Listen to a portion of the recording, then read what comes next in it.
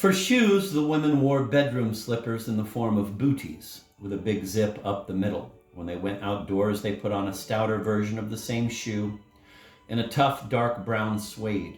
Their legs rose like tubes, only an inch or so exposed beneath the hems of their big winter coats. The younger women had different bedroom slippers, which relatives gave each other every Christmas. They were dish-shaped, each with a thick ruff of pink or blue nylon fur. At first, the soles of these slippers were as hard and shiny as glass.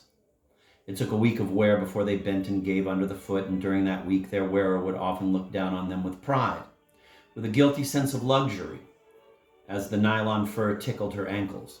But gradually the fur lost its bounce and spring, and crumbs fell into it. By February, its fibers were matted together with chip fat. From the doorsteps, the women stared at passers-by and laughed. They knew a joke when it was pointed out to them, but for the most part, their entertainment lay in the discernment of physical peculiarities in those around them. They lived in hope of seeing a passerby with a hunchback, knock-knees, or a hare lip. They did not think that it was cruel to mock the afflicted. They thought it was perfectly natural. They were sentimental but pitiless, very scathing, and unforgiving about any aberration, deviation, eccentricity, or piece of originality.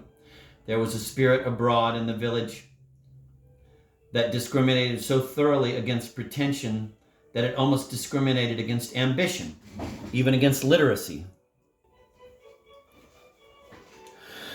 Off up street was Church Street, another steep hill. It was unpopulated, lined with ancient hedgerows, smoke and dust forming a perpetual ash-like deposit on the leaves.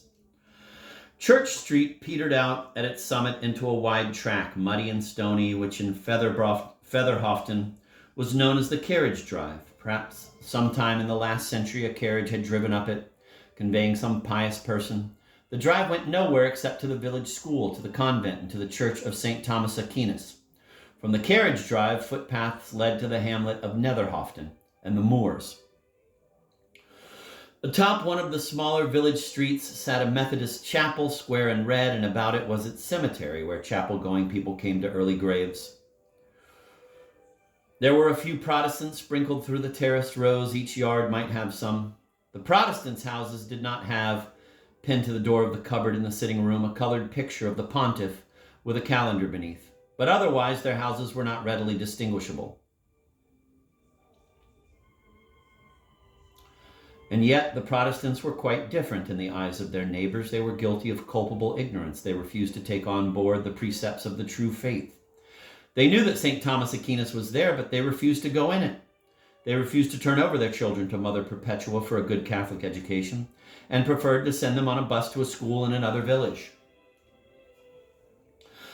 Mother Perpetua would tell the children with her famous, dangerously sweet smile, "We have no objection to Protestants worshiping God in their own way, but we Catholics prefer to worship. We have no objection to Protestants worshiping God in their own way, but we Catholics prefer to worship Him in His." The Protestants were damned, of course, by reason of this culpable ignorance. They would roast in hell, a span of 70 years, to ride bicycles in the steep streets, to get married, to eat bread and dripping, then bronchitis, pneumonia, a broken hip, then the minister calls and the florist does a wreath, then devils will tear their flesh with pincers. It is a most neighborly thought.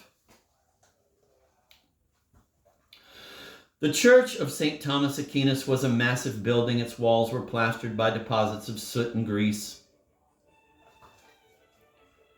so that their original gray was black. It stood on a kind of pimple of higher ground, and this fact occasioned little flights of stone steps and cobbled ramps, slippery and mossy underfoot.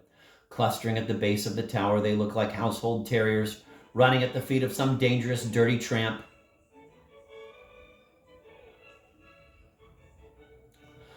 The church was in fact less than 100 years old.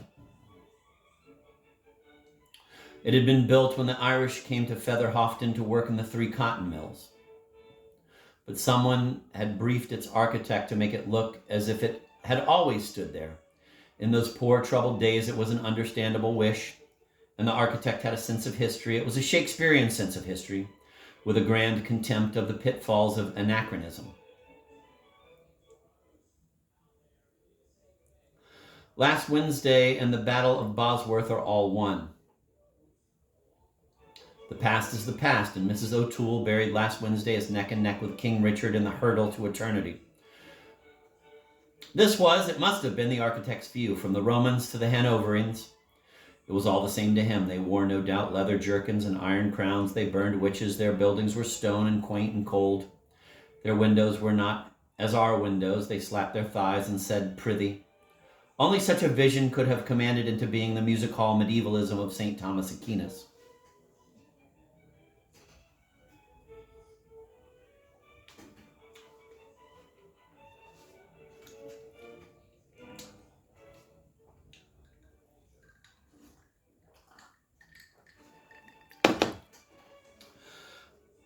The architect had begun in a vaguely Gothic way and ended with something Saxon and brutal. There was a tower at the west end, without spire or pinnacles, but furnished with battlements. The porch had stone benches and a plain holy water stoop, and malodorous matting that was beaten thin by scuffling feet. Matting that was always sodden and might have been composed of some thirsty vegetable matter. The doorway had a round arch of a Norman persuasion, but no recessed arches, no little shafts, no ornament, not so much as a lozenge, a zigzag, a chevron. Stern had been the mood the day that doorway was designed, and the door itself was strapped and hinged in a manner that put one in mind of siege warfare and starvation, and a populace reduced to eating its rats.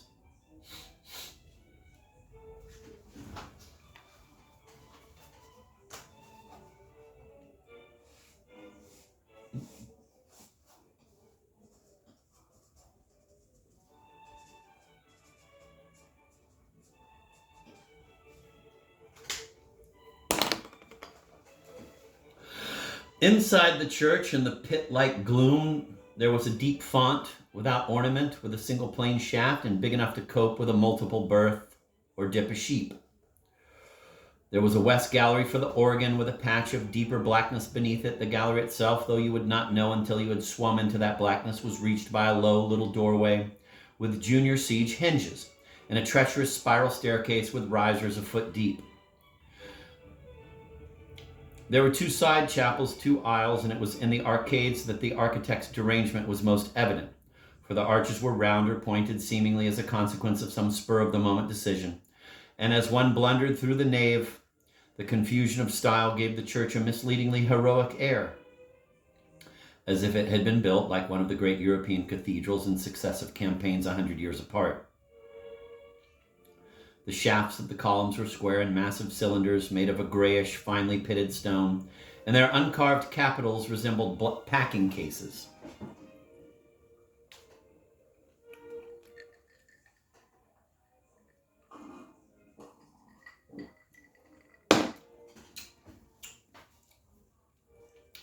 Uncarved capitals.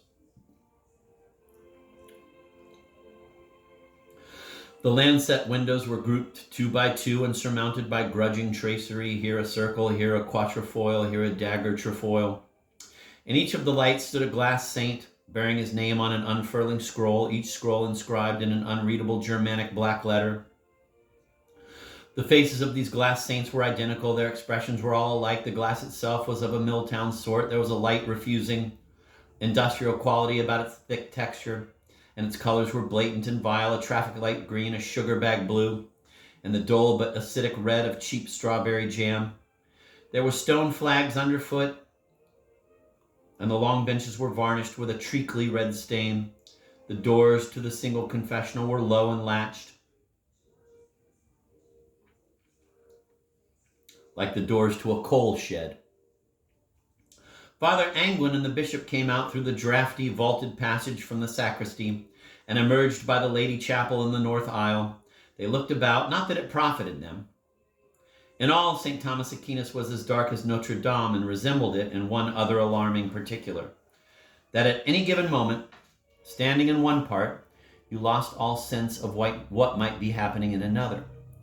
You could not see the roof, although you had in St. Thomas Aquinas an uneasy crawling feeling about it, that it might not be so far above your head at all, and that it might lower itself a little from time to time, just that little inch or so that betrayed its ambition to unite one winter's day with the stone flags, and freeze into a solid block of unwrought masonry with the worshippers between. Damn.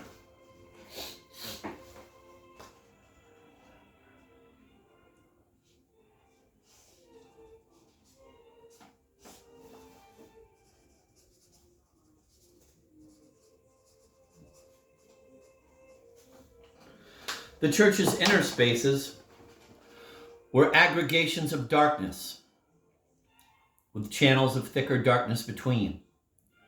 There were plaster saints, which the bishop now surveyed as best he might, and before most of them, in severe iron racks that looked like the bars of a beast house, devotional candles burned, yet it was a lightless burning, like marsh gas, a flickering in an unfelt, breathless wind.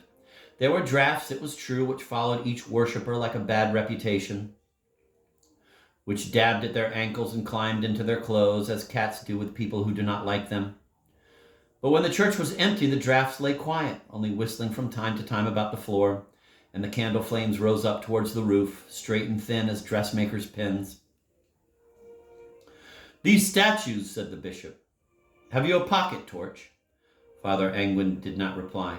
"Then give me a tour," the bishop demanded. "Start here. I cannot identify this fellow. Is he a Negro?" "Not really. He's been painted. A lot of them have. That's Saint Dustin. Don't you see his tongs?"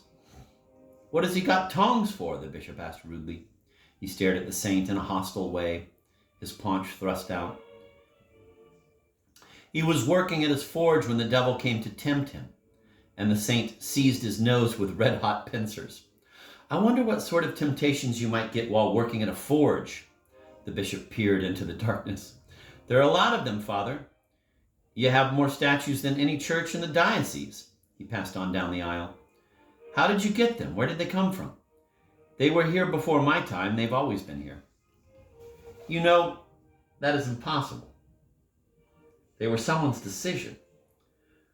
"Who is this woman with the pliers? This place is like an ironmonger's shop." "That's Apollonia. The Romans pulled her teeth out. She's the patron saint of dentists." Father Angwin looked up into the martyr's downturned, expressionless face. He stooped and took a candle from the wooden box at the statue's foot and lit it from the solitary flame that burned below Dunstan. He carried it back with care and fitted it into one of Apollonia's empty candle holders. "Nobody bothers with her. They don't go in for dentistry here. Their teeth fall out quite early in life, and they find it a relief." "Pass on," said the bishop. "Here are my 4 church fathers. You will see St. Gregory in his papal tiara." "I cannot see anything." "You must take my word for it. And St. Augustine holding a heart you see pierced with an arrow.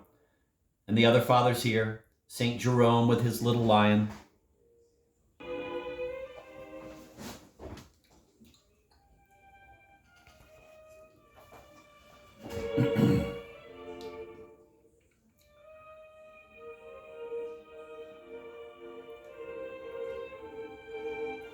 "And the other fathers here, St. Jerome with his little lion." "It really is a very small beast," the bishop leant forward, put himself nose to nose with it. "Not realistic at all." Father Angwin put his hand on the lion's arched mane and traced the length of its stone back with his forefinger. "I like him the best of all the fathers. I think of him in the desert with his wild eyes and his bare hermit's knees." "Who's left?" said the bishop. Ambrose with his hive." Saint Beehive, the children call him. Similarly, it was mentioned in the parish some 2 generations back that Augustine was the bishop of Hippo. And since then, I am afraid that there's been a great deal of confusion among the juveniles, passed on carefully, you see, by their parents.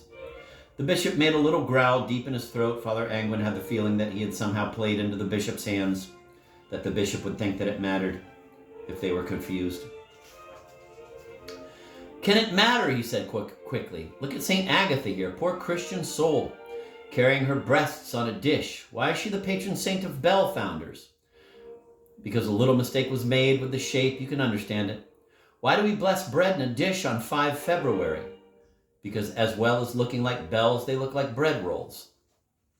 "It is a harmless mistake. It is more decent than the truth. It is less cruel." They had passed by now almost to the back of the church, and in the north aisle opposite them there were more saints. St. Bartholomew clutched the knife with which he had been flayed. St. Cecilia, her portable organ, a virgin with the foolish expression imparted by a sickly smile and a chipped nose, held her blue arms out stiffly under her drapery, and St. Teresa, the little flower, glowered from beneath her wreath of roses. The bishop crossed the church and looked up into the Carmelite's face and tapped her foot. "I make exceptions, Father," he said. "Our boys in the trenches of Flanders addressed their prayers through the little flower, and some of those who did so were, I dare say, not Catholic at all. There are saints for our time, Father, and this one here is a shining example to all Catholic womanhood. Perhaps this one may stay. I will give it consideration." "Stay," the priest said. "Where are they going?" "Out," said the bishop succinctly. "And where, I care not. Somehow, Father Angwin, I shall drag you and your church and your parishioners into the 1950s, where we all quite firmly belong. I cannot have this posturing, Father. I cannot have this idolatry." "But they are not idols. They're just statues. They're just representations. And if I were to walk out onto the street, Father, and I were to lay hold of one of your parishioners, do you think he would be able to distinguish, to my satisfaction, between that honor and reverence that we give the saints and that worship that belongs to God?" "Windbag," said Father Angwin. "De-Christianizer. Saladin." He pitched his voice up. "It isn't what you think, but the people here are very deficient in the power of prayer. They are simple people. I am a simple man myself." "I am aware of that," the bishop said. "The saints have their attributes. They have their areas of interest. A congregation latches on to them. They must latch off," said the bishop brutally. "I won't have it. These are to go." As he passed Michael the Archangel, Father Angwin looked up and saw the scales in which that saint weighs human souls. And he dropped his eyes to Michael's foot, a bare, muscled, claw-like foot that had sometimes seemed to him like the foot of an ape. He passed under the gallery into the thicker velvet blackness where St. Thomas himself, the angelic doctor, stood central and square on his plinth, his stone gaze on the high altar and the star that he held in his fine hands, shedding lightless rays into the great dark. Chapter 2. When they returned to the house, the bishop was boisterous and offensive. He wanted more tea and biscuits too. "I won't dispute it," he said. "I won't dispute it anymore. Your congregation have superstitions that would disgrace Sicilian peasants." "But I am afraid," Father Angwin said, "that if you take away the statues and next the Latin, next the feast days, the fast days, the vestments—" "I said nothing about this, did I?" "I can see the future. They won't come anymore. Why should they? Why should they come to church? They might as well be out in the street." "We are not here for frills and baubles, Father," said the bishop. "We are not here for fripperies. We are here for Christian witness." "Rubbish," Father said. "These people aren't Christians. These people are heathens and Catholics." When Agnes Dempsey came in with the nice biscuits, she could see that Father Angwin was in a poor state, quivering and sweating and passing his hand over his forehead. She hung about in the corridor to catch what she could. "Well, come now," the bishop said. She could hear that he was alarmed. "Don't take on so. I'm not saying you may not have an image. I'm not saying that you may not have a statue at all. I'm saying we must make an accommodation to the times in which we live." "I don't see why," Father said, adding audibly, "You fat fool." "Are you quite well?" the bishop said. "You keep talking in different voices, insulting me." "If the truth insults you." "Never mind," said the bishop. "I am of robust character. But I think, Father Angwin, that you must have an assistant. Some young chap as strong as myself. It seems to me you know next to nothing of the tide of the times. Do you look at television?" Father Angwin shook his head. "You don't possess a receiving set?" said the bishop. You should, you know. Broadcasting is our greatest asset, wisely used. Why, I cannot count the good that has been done in the Republic in helping the denominations understand each other by Rumble and Carty's radio replies. Depend upon it, Father. That's the future. The bishop smote the mantelpiece, like Moses striking the rock.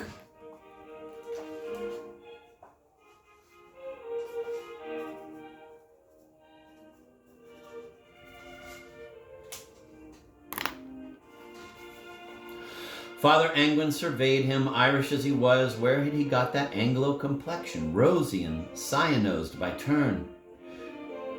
At a public school, surely a minor English public school. If it had stood to Father Angwin, The bishop would not have been educated, or at least not in that way. He needed to know who was Galileo, and to chant and choir for a few hours at a time. The lives of the saints would have been enough for him, and the movement of the spheres, and a touch of practical wisdom on dairy farming or some such that was useful to a pastoral economy. All this he voiced to the bishop. The bishop stared. Outside the door, Miss Dempsey stood with her blue eyes growing brighter, sucking one finger like a child who has burnt it on the stove. She heard footsteps above in the passage in the bedroom. It is ghosts, she thought, walking on my mopping. Angelic doctors, virgin martyrs. Doors slammed overhead.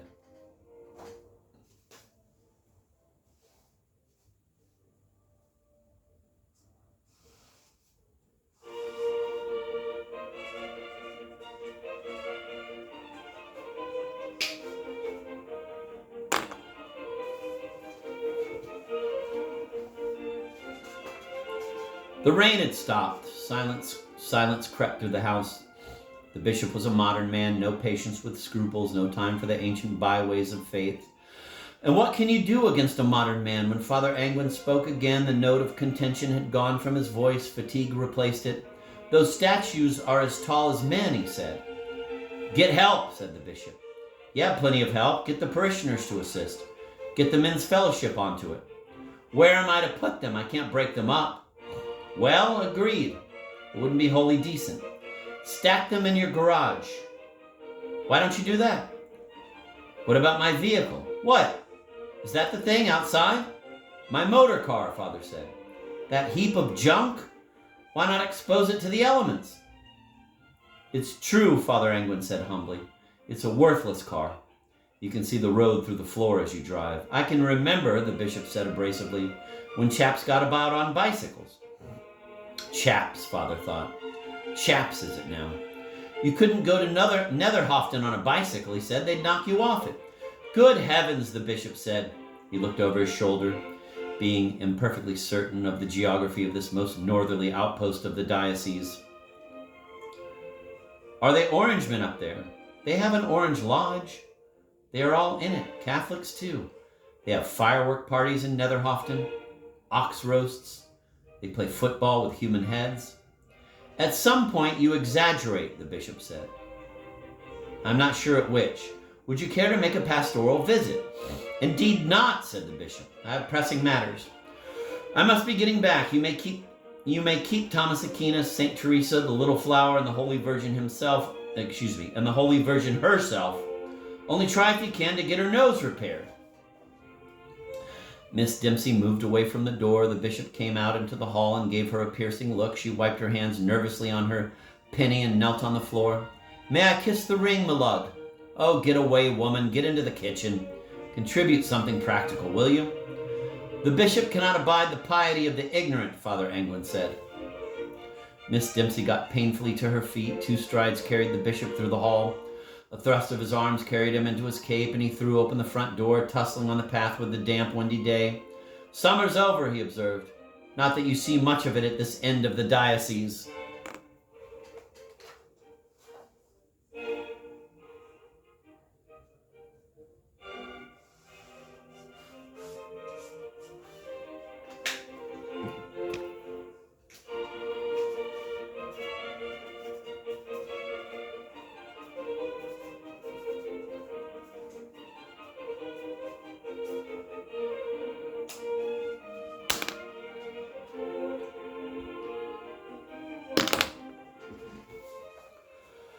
I'm going to reread that paragraph. Miss Dempsey got painfully to her feet. 2 strides carried the bishop through the hall. A thrust of his arms carried him into his cape, and he threw open the front door, tussling on the path with the damp, windy day. Summer's over, he observed. Not that you see much of it at this end of the diocese. Allow me to attend you into your princely vehicle, Father Angwin said. He had bowed his shoulders and adopted a servile tone. That will do, the bishop said. He eased himself into the driver's seat, grunting a little. He knew that Angwin was mad, but he did not want a scandal in the diocese. I shall visit you again, he said, when you least expect it, to see that everything has been done. Okie dokie, Father Angwin said. I'll prepare the boiling oil for you. The bishop roared away. with a clashing and meshing of gears. Around the next bend, the school children brought him to a halt, processing out of the gate to the Nissen hut for their dinners. The bishop put his fist on his horn and blew out 2 long blasts at the mites, scattering them into the ditch. They crawled out and stared after him, wet leaves sticking to their bare knees. In Father Angwin's parlor, the tinny little mantel clock struck 12. "Too late," Agnes Dempsey said in a discouraged tone.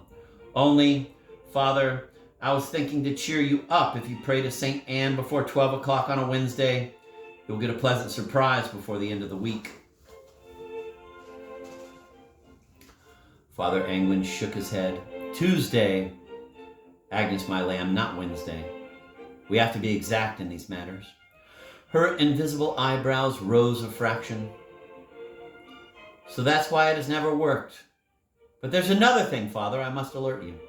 I can hear a person walking about upstairs when nobody is here."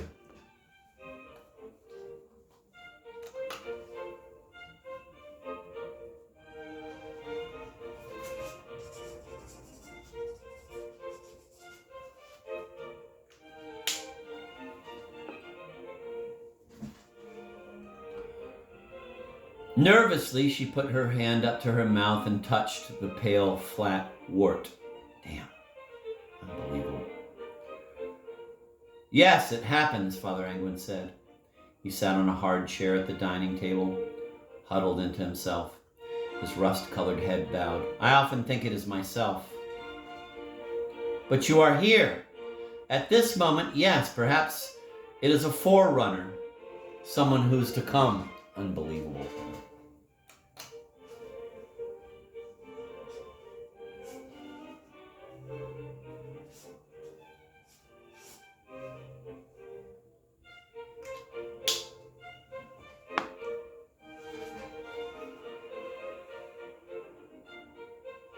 "The Lord?" Miss Dempsey asked wildly. "The curate.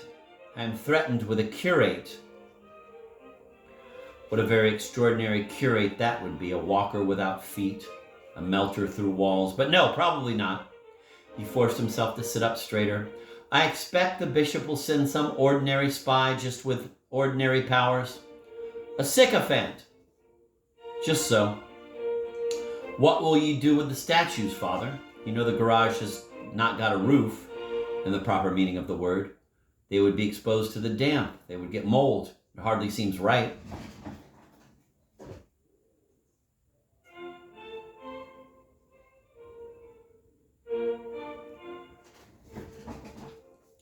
"You think we should treat them with reverence, Agnes? You think they are not just lumps of paint and plaster?" "All my life," Agnes said impressively, "all my life, Father, I have known those statues. I cannot think how we will find our way around the church without them. It will be like some big filthy barn. Have you any ideas? They could be boarded out with different people. The children of Mary would take to St. Agatha, turn and turn about. We would need a van, mind. She couldn't fit in your car. But they would get tired of her, Agnes. Suppose one of them got a husband. You might not like its presence in the house, and then, you know, people in Featherhofton have so little room. I'm afraid it would not be a permanent solution." Miss Dempsey looked stubborn. "They ought to be preserved in case of a change of bishop." "No, I'm afraid they will never be wanted again. We are asking for time to run backwards. The bishop is right about so many things, but I wish he would stick to his politics and keep out of religion." "Then what's to be done?" Miss Dempsey put up her hand and wavered, then touched her wart. "They're like people to me. They're like my relatives. I wouldn't put my relatives in a garage." "Faith is dead," Father Angwin said. "Its time is up. And faith being dead, if we are not to become automatons, we must hang on to our superstitions as hard as we may." He looked up. "You're quite right, Agnes. It isn't proper to put them in a garage like old lumber, and I'll not farm them out around the parish and have them left on street corners. We'll keep them together, and somewhere we know where they are. We'll bury them. That's what we'll do. We'll bury them in the church grounds." "Oh, dear God!" Tears of fright and fury sprang into Agnes's eyes. "Forgive me, Father, but there's something inexpressibly horrible about the idea." "I shan't have a service," Father Angwin said. "Just an interment."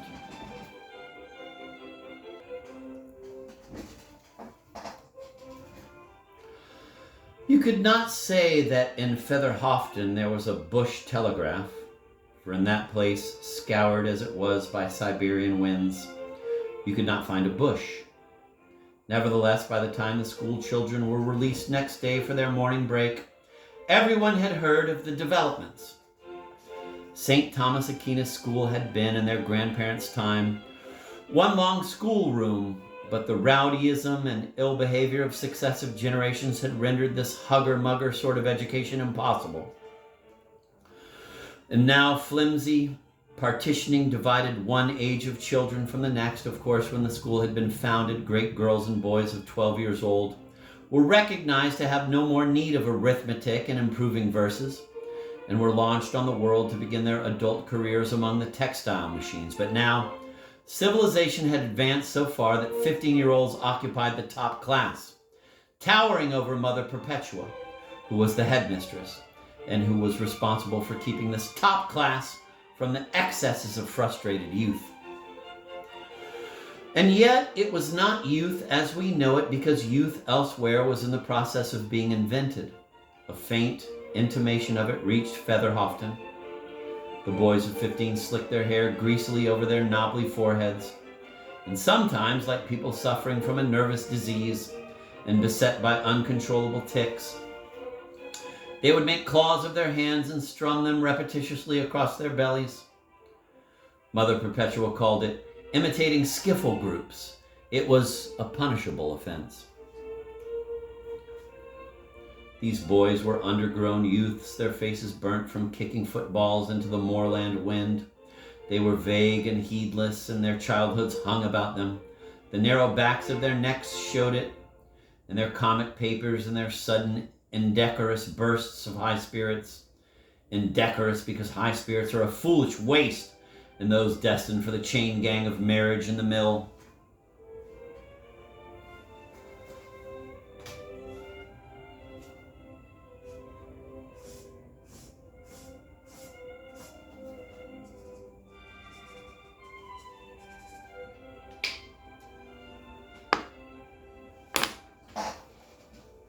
I'm going to reread that paragraph. These boys were undergrown youths, their faces burnt from kicking footballs into the moorland wind. They were vague and heedless, and their childhoods hung about them. The narrow backs of their necks showed it, and their comic papers and their sudden indecorous bursts of high spirits. Indecorous because high spirits are a foolish waste in those destined for the chain gang of marriage and the mill.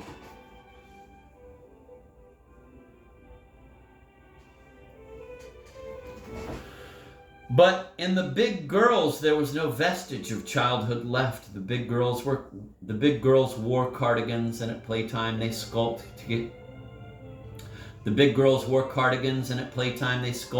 together in a knot by the wall, their faces moody, spreading scandal. They clasped their arms across their chests, hands hugging woolen upper arms, podgy hands, and low-slung bosoms like their grandmothers. Their cheap clothes were often small for them, and it was this that gave them their indecent womanliness. It was a rule in the outside world that girls stopped growing at about this age, but if you had seen the big girls of Featherhofton, you would say they will never stop growing. They will devour the world. The schoolroom chairs creaked under their bottoms. From time to time, nodding forward, swaying in raucous, rhythmic, terrible, they would laugh. Ha, ha, ha. The girls had learnt nothing, or if they had forgotten it immediately and as a matter of policy. The school was a house of detention to them. Many of them suffered poor sight and had done from their early years. The school nurse came with letters on cards and tested their eyes, and the state gave them spectacles, but they would not wear them. Men seldom make passes at girls who wear glasses, but no one will make passes at them anyway. The process by which they will eventually mate and reproduce is invisible and had better remain so. They may as well have their astigmatism corrected for all the sexual success it will bring them. while the big girls leant by the wall and while the big boys with their footballs tacked across the square of asphalt, the juniors of Featherhofton, red in tooth and claw, occupied themselves in games of tag and hopscotch and skipping games. Their games were played in a fever of intolerance and agony to those who could not hop or skip. As for tag, it was their habit to pick on some poor child more than usually ragged or stupid or scrofulous, and to bawl out his name and declare you had his touch and must pass it on. Of those not caught up in these games, a number occupied themselves in jumping time after time from the low wall that divided the upper level of the playground from the lower. Others started fights. The level of disorder, the incidence of injury was so high that Mother Perpetua was obliged to segregate the infant class from the rest of the school at playtime and corral them in a cobbled, evil-smelling yard at the back of the building. It was here, under the shadow of a moss-covered wall some 20 feet in height, that the school had its privies. It will not do to call them lavatories, for there was no provision to wash. To wash would have been thought an affectation.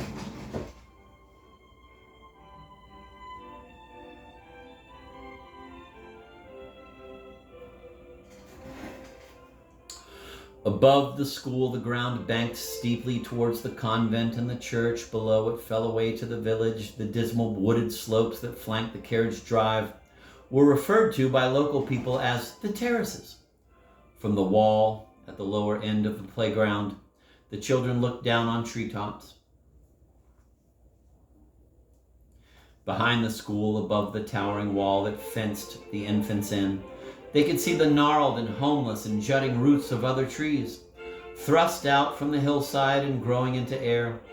These terraces were lightless places without footholds, and it was a peculiarity of their trees that they bore foliage only at the very top, so that below the green canopy there twisted a mile of black branches, like a witch's knitting. Autumn came early, and underfoot, at every season of the year, there was a sunless mulch of dead leaves. On this particular day,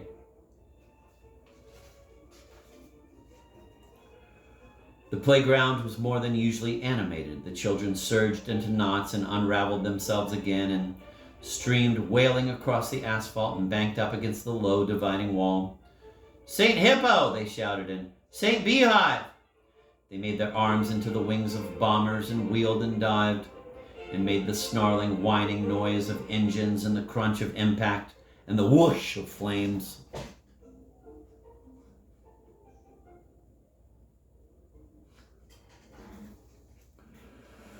Mother Perpetual watched them from the school door. She watched for a minute or two, and then with a swift rustle passed back into the shadows and re-emerged with her cane. She lifted her habit 4 inches and thrust out her laced black shoes and strode. Then she was amongst the children, arm uplifted, her great deep sleeve falling back to reveal underlayers of black wool. In, cried Mother Perpetual. "Get in with you, get in!" Her cane rose and fell across the children's fraying jerseys. Howling, they dispersed. The bell rang, mouths agape, they ran into little lines and sniffled back into their classrooms. Mother Perpetual watched them in until the playground was empty. A damp wind picked at her skirts. She tucked the cane under her arm and marched out of the school gates and up the road to see Father Angwin. As she passed the convent, she scanned its windows for signs of life, but could see none, could see nothing to displease her.